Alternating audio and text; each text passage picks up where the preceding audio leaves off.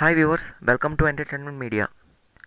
అగ్ర కథానాయకులుగా దశాబ్దం పైన చెలరేగిన మన తెలుగు హీరోల్లో తెలుగు ప్రజలు ఎవరికి రియల్ లైఫ్ హీరో స్థానం ఇచ్చారో చూద్దాం పదండి. చిరంజీవి నిరుపేద కుటుంబం నుంచి వచ్చి మంచి పేరు సంపాదించి సినిమాల్లో అగ్ర కథానాయకుడుగా ఎదిగాడు. ఇది అలా ఉంటే రాజకీయాల్లోకి వచ్చి తనకున్న పేరును పెంచుకోవాలనుకున్నాడు.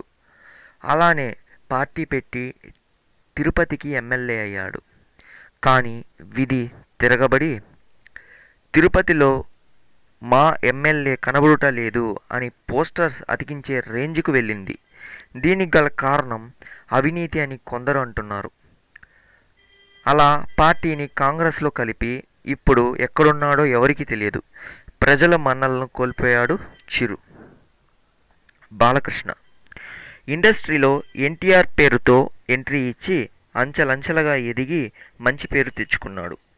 సినిమాల్లో ఆయన నటన, పౌరాణిక చిత్రాల్లో నటించడం అతనికే సొంతం.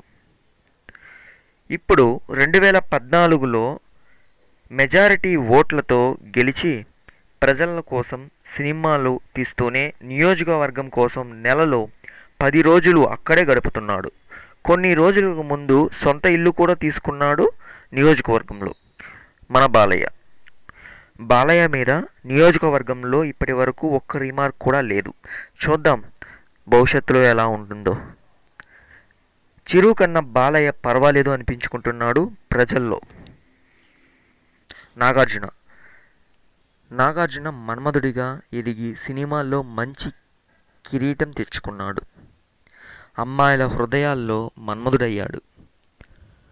రాజకీయాల్లోకి వస్తేనే ప్రజలకు సేవ చేయడం కాదు అని నమ్మే నాగార్జున అక్షర సంస్థ ద్వారా డొనేషన్లు, కొన్ని ఆర్గనైజేషన్స్ నడుపుతున్నాడు.